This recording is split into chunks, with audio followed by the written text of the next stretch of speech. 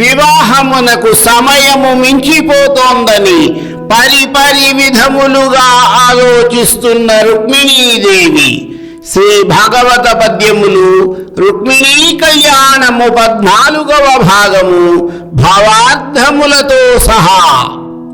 శిశుపాలునికి సహాయముగా వివిధ దేశాల నుండి అనేక మంది రాజులు రావడము, భీష్మకుడు శిశుపాలుడు మొదలైన వారికి ఎదురేగి తగిన మర్యాదలు చేసి విడిది గృహములు ఏర్పాటు చేసిన విషయమును తెలుసుకున్న బలరాముడు కృష్ణుడు ఒంటరిగా వెళ్ళాడని, జరాసంధుడు మొదలైన వారు శిశుపాలునికి సాయంగా ఉన్నారని, రుక్మిణిని తీసుకుని వచ్చేటప్పుడు యుద్ధం తప్పదని కృష్ణుడికి సాయం అవసరం అనుకుని కృష్ణుడు వెళ్ళిన దారిలో సైన్యం తీసుకుని వెళ్ళాడు.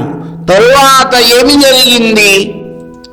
ఆలోపల ఏకతమున నాలోల విశాల నయనయగు రుక్మిణి తన్నాలోకలోచనుడు హరి ఆలోకము చేసి కదియడని శంకితయై.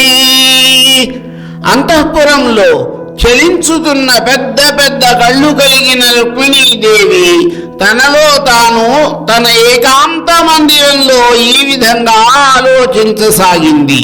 సూర్యచంద్రులను కన్నులుగా చేసి సమస్త లోకములకు చూసే దృష్టిని ఇచ్చిన వాడైన కృష్ణుడు ఏదైనా కారణం చేత ధ్యాస పెట్టి తనను చేరరాడేమో అని మనసులో బెంగపడుతూ ఇంకా ఈ విధముగా ఆలోచించసాగింది. లగ్నం వెళ్ళి వివాహముంగదిసే ఏలారాడు గోవిందుడు ఉద్విగ్నం బయ్యడి మానసంబు వినెనో వృత్తాంతమున్. బ్రాహ్మణుండగ్నిద్యోగనుడేటి కిందడసే నాయత్నంబు సిద్ధించునో భగ్నం వైసనునో విరించి కృతమెబ్బంగిన్ ప్రవర్తించునో.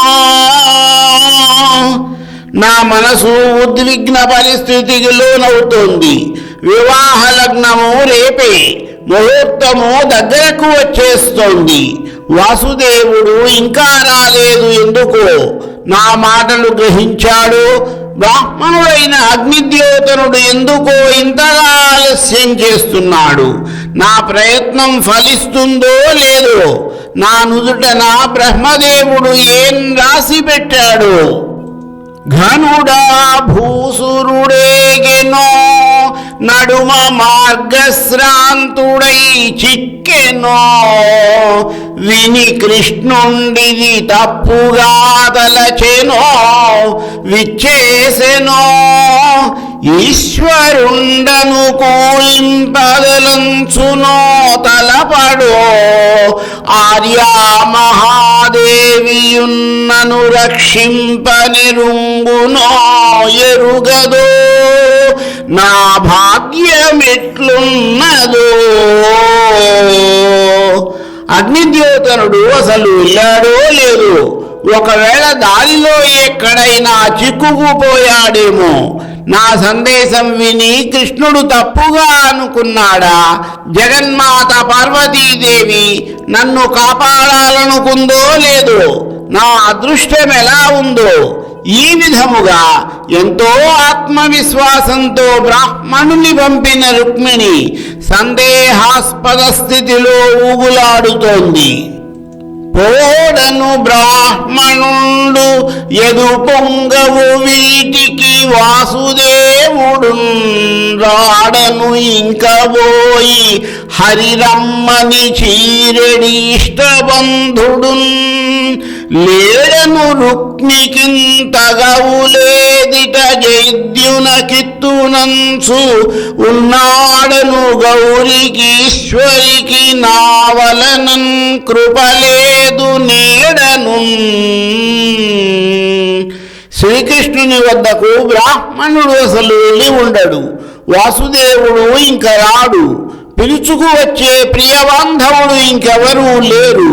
మా అన్న రుక్మికి ఇక అడ్డే లేదు, శిశుపాలుడికి ఇచ్చేస్తానంటున్నాడు, పార్వతీదేవికి నా మీద దయలేదు కాబోలు అంటూ అనేక విధములుగా వాపోతోంది. మరికొన్ని పద్యములు, వాటి భావార్థములు నా తదుపరి వీడియోలో.